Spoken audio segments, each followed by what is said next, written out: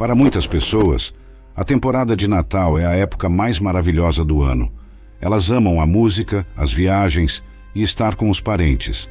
Adoram os aromas, as decorações, os cantos e o jantar de Natal. As crianças adoram estar fora da escola e abrir presentes, e é um período cheio de emoção. Para muitas pessoas, é como a música diz, a época mais maravilhosa do ano. Mas para outras pessoas, é uma época difícil. É um momento em que se sentem particularmente solitárias. Para aqueles que perderam entes queridos, é realmente difícil, pois é uma época em que estão acostumados a estar juntos e lembram dos natais passados, tornando isso especialmente difícil para eles. Mas, para os cristãos do Novo Testamento, pode ser um período confuso, porque vêem placas que dizem Jesus é a razão da temporada, mas sabem que não encontram isso na Bíblia, e veem peças sobre o nascimento de Cristo e não têm certeza do que é apropriado e do que não é. Querem aproveitar o feriado, mas não querem fazer nada que não seja correto. Isso pode ser muito desconcertante.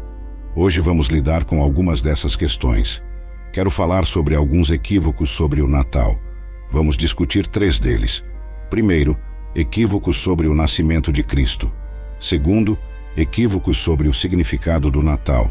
E terceiro, equívocos sobre a celebração do Natal. Equívocos nascimento de Jesus. Agora, sobre o nascimento de Jesus. Existem muitos equívocos. Alguns você provavelmente conhece, outros talvez não. A história do nascimento de Jesus geralmente é contada assim. Cerca de 2000 anos atrás, na noite de 25 de dezembro, Maria entra em Belém montada em um jumento, precisando urgentemente dar à luz. Mas embora seja uma emergência, todos os donos de hospedarias os recusam. Então eles entregam o bebê Jesus em um estábulo. Depois, os anjos cantam para os pastores, e em seguida, 3 reis chegam em 3 camelos e adoram o recém-nascido tranquilo e pacífico. O único problema é que essa história está quase toda errada. A história do nascimento de Jesus foi contada e recontada tantas vezes em peças, poesias, livros e filmes que as pessoas têm uma visão muito distorcida dos verdadeiros eventos. Claro, a única conta precisa do que aconteceu é encontrada na Bíblia. Então, queremos examinar alguns dos equívocos e ver o que a Bíblia realmente diz. Alguns desses detalhes são importantes, outros não tanto, mas o ponto que quero que entendamos é que, muitas vezes, o que as pessoas acreditam não é baseado no que a Bíblia realmente diz, mas no que sempre lhes foi dito. Para esclarecer o que a Bíblia realmente diz, precisamos olhar para a Bíblia. Se você tem uma Bíblia e gostaria de acompanhar, vá para Lucas capítulo 2. Aqui está o primeiro equívoco sobre o nascimento de Jesus. Número 1. A história diz que Maria entrou em Belém montada em um jumento. Bem, aqui está o que a Bíblia realmente diz. Lucas capítulo 2, versículo 3. Vamos lê-lo. Então todos foram se registrar, cada um à sua própria cidade. José também subiu da Galiléia, da cidade de Nazaré, para a Judéia, para a cidade de Davi chamada Belém, porque era da casa e linhagem de Davi, para se registrar com Maria, sua esposa prometida, que estava grávida. Isso é tudo o que diz. Não li nada sobre um jumento. É possível que ela tenha montado em um jumento, mas a Bíblia não diz isso. Poderia ter sido um camelo. Há várias possibilidades, mas é interessante o que a Bíblia realmente diz e o que as pessoas pensam que ela diz. Às vezes, se as pessoas tirassem um tempo para olhar, ficariam bastante surpresas. Número 2. Vamos olhar para outro equívoco. Jesus nasceu na mesma noite em que Maria chegou a Belém? Novamente, a Bíblia não diz isso. Esta é parte da história que é tradicionalmente contada, mas na realidade, eles podem ter chegado semanas antes. A Bíblia simplesmente diz, em Lucas capítulo 2, versículo 6, enquanto estavam lá, completaram-se os dias dela para dar à luz. Isso é tudo o que a Bíblia diz, o que não se alinha bem com a história tradicional. Aqui está o terceiro, número 3. Realmente um dono de hospedaria, um estalajadeiro, disse a Maria e José que não havia lugar para eles na hospedaria. A verdade é que a Bíblia nem mesmo menciona um estalajadeiro. Eu sei que quase todas as peças natalinas denominacionais incluem um. mas não está na Bíblia. Na verdade, é mais provável que Maria e José teriam ficado com parentes, e não em algum tipo de hotel ou motel dos tempos bíblicos.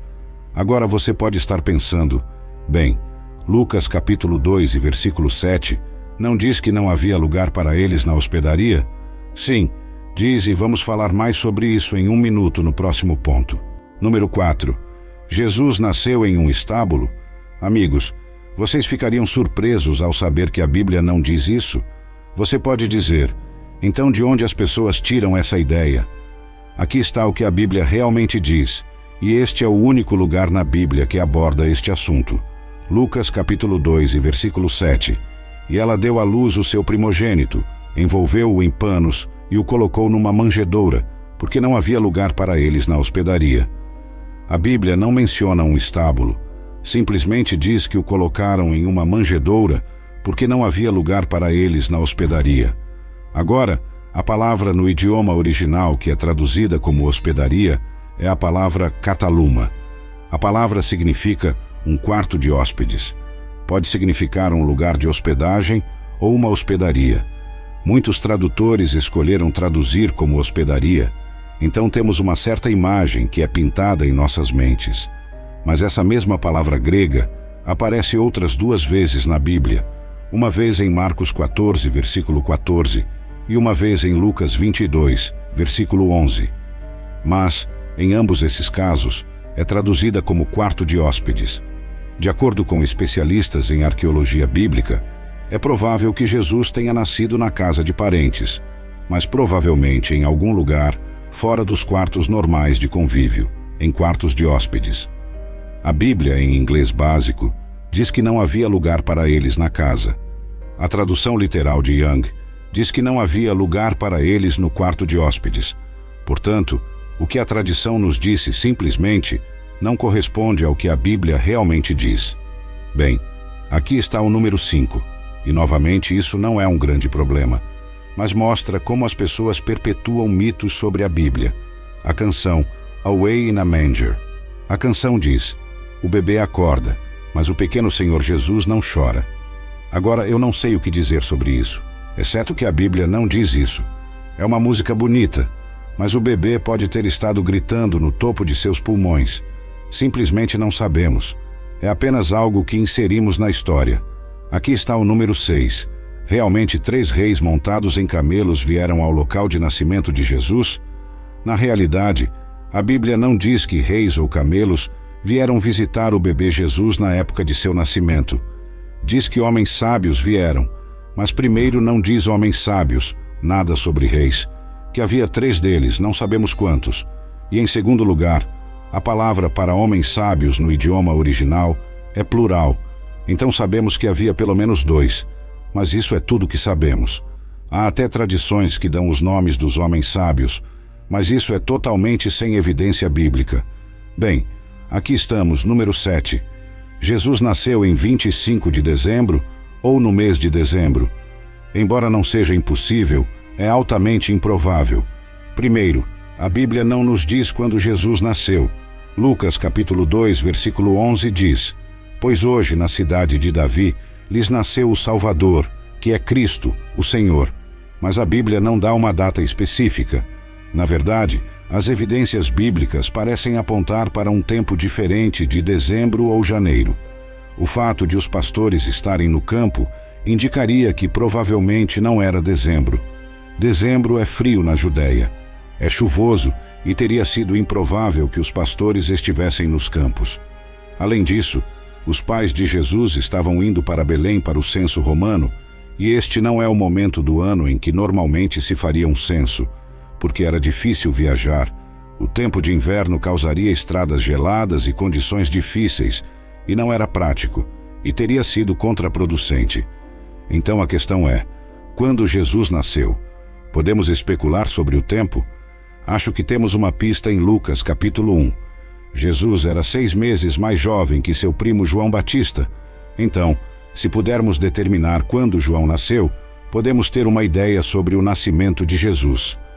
Lucas capítulo 1, versículo 5 diz, havia nos dias de Herodes, o rei da Judéia, um certo sacerdote chamado Zacarias, da divisão de Abias, e sua esposa era das filhas de Arão, e seu nome era Isabel. Agora tome nota disso. Zacarias está na 8ª divisão, a divisão de Abias, e portanto, por causa do dia de festa, ele serviria na 9ª semana.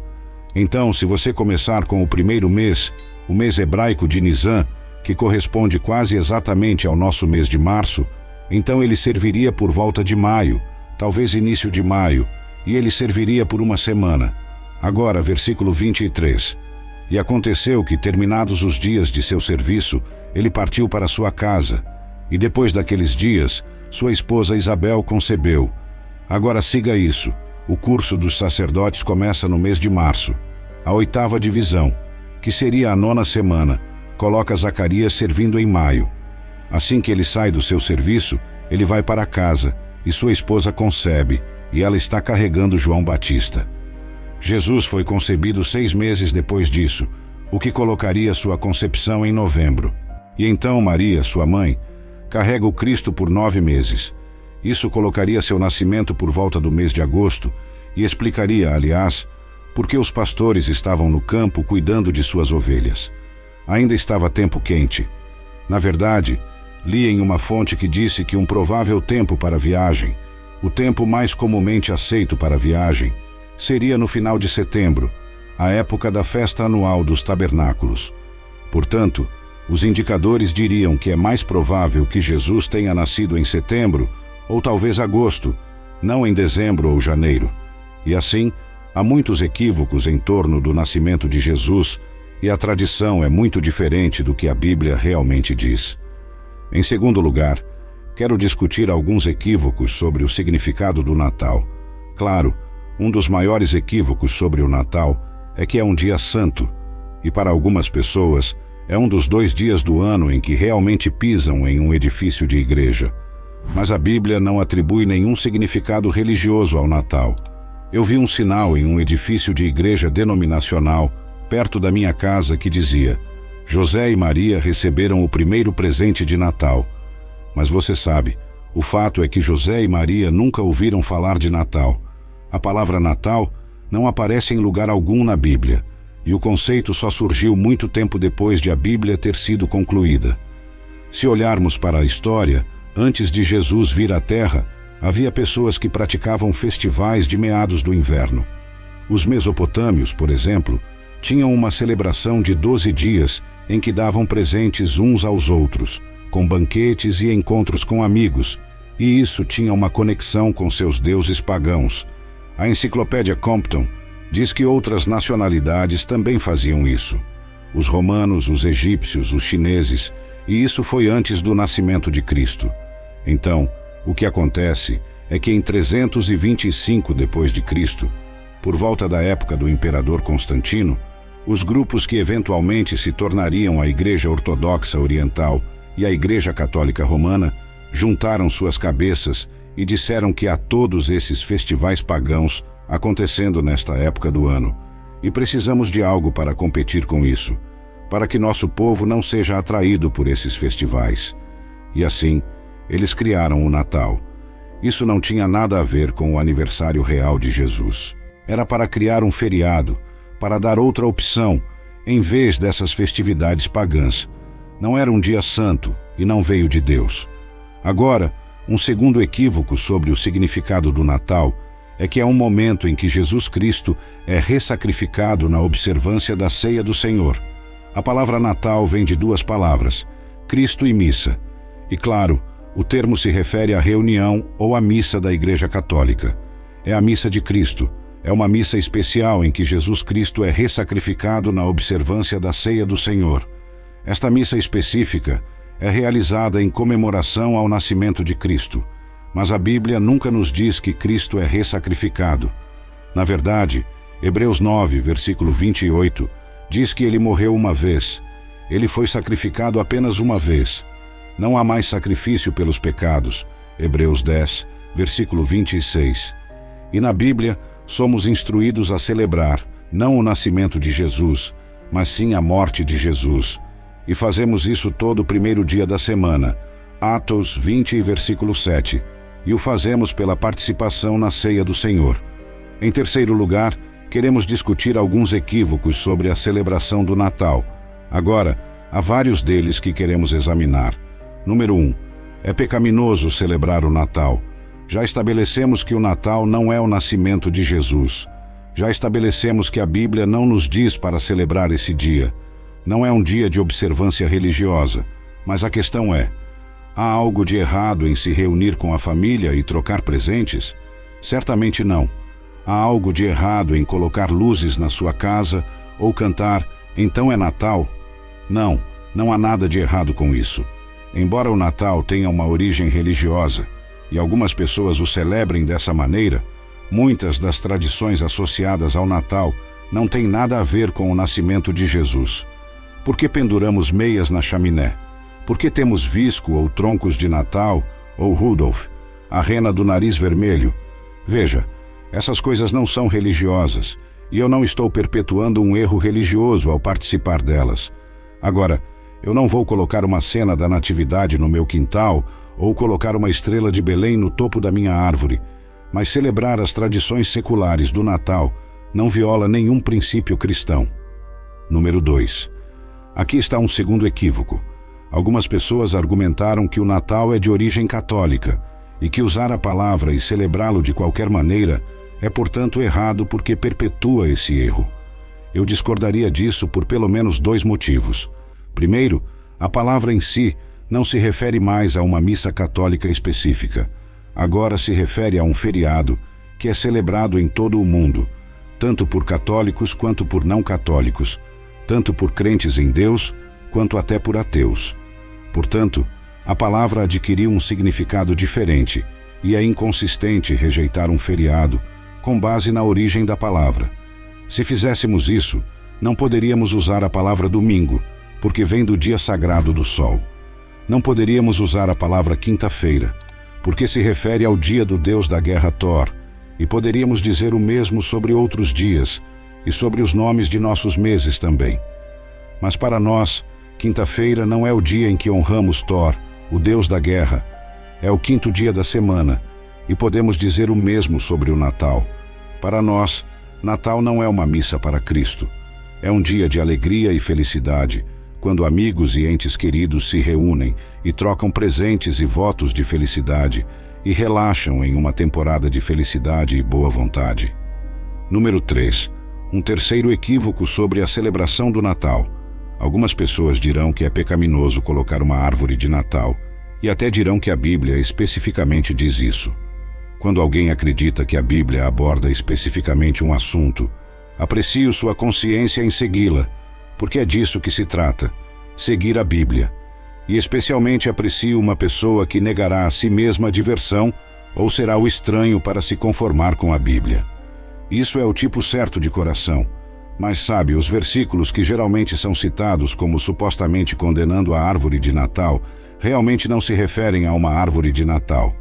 Um desses versículos é Jeremias capítulo 10 e versículos de 2 a 4. Vamos ler o trecho e depois falaremos sobre isso. Não aprendam o caminho dos gentios, não se assustem com os sinais dos céus, pois os gentios se assustam com eles. Pois os costumes dos povos são vãos. Pois um corta uma árvore da floresta, obra das mãos do artífice com o machado. Eles a decoram com prata e ouro. Eles a prendem com pregos e martelos para que não tombe. Isso se refere a uma árvore de Natal? E amigos, a resposta é não. Isso não se refere. Este capítulo está falando sobre o assunto da idolatria. Os judeus estavam vivendo entre os povos pagãos e começaram a adotar algumas de suas práticas. Ouça os versículos 1 e 2. O Senhor lhes diz: Ó Israel, não aprendam o caminho dos gentios. Em outras palavras, não se entreguem à idolatria. Ele continua: e não se assustem com os sinais dos céus, pois os gentios se assustam com eles. Isso pode estar falando sobre astrologia ou os sinais do zodíaco, mas provavelmente é uma referência a eclipses, cometas e meteoritos, e coisas que os antigos pagãos acreditavam ser sinais. E ele está lhes dizendo para não se envolverem nessas coisas. Versículo 3. Pois os costumes dos povos são vãos, pois um corta uma árvore da floresta, a obra das mãos do artífice com o machado, e eles a decoram com prata e ouro. Amigos, essa é a maneira como eles faziam ídolos. Começava com um homem indo à floresta e cortando uma árvore, e ele a trazia de volta e cortava uma seção dessa árvore e a cobria com prata e ouro e formava um ídolo. E então ele pegava pregos e prendia seu ídolo para que não caísse. E então ele o adorava. E o Senhor está mostrando a absurdidade da idolatria. Isso não tinha absolutamente nada a ver com uma árvore de Natal. Número 4, um quarto equívoco sobre a celebração do Natal. E isso muda um pouco o foco. Mas acho que é importante dizer. Um quarto equívoco que algumas pessoas têm é que elas precisam gastar uma grande quantidade de dinheiro nesta época do ano. Algumas pessoas se tornam muito irresponsáveis e compram coisas que não podem pagar. Acumulam dívidas no cartão de crédito que realmente as atrapalham pelo resto do ano. E às vezes, as pessoas não dão tanto ao Senhor quanto deveriam neste período do ano, porque não conseguem depois de comprar todas essas coisas. E às vezes, a cobiça realmente pode nos dominar durante a temporada de Natal. Mas vou dizer uma coisa, mais não é melhor, especialmente quando se trata de nossos filhos. São as coisas simples e o amor que eles realmente vão se lembrar sobre as festas quando crescerem. É o tempo junto. E sabe, mais coisas apenas tendem a torná-los mais cobiçosos, e isso não vai ajudá-los de forma alguma. Muitos cristãos têm lutado com esta questão sobre o Natal, então vamos resumir isso. Isso significa para nós que, como um feriado religioso estabelecido por Deus, o Natal não é tal coisa. O Senhor não nos deu a data do nascimento de Cristo. Ele não nos deu o mandamento de celebrá-lo, nem nos deu especificamente qualquer autoridade para ensiná-lo como um feriado cristão. Se olharmos com os olhos do Novo Testamento, o Natal não existe. Mas é errado celebrá-lo como uma observância secular não religiosa, sem conotações religiosas? Amigos, isso é uma questão completamente diferente.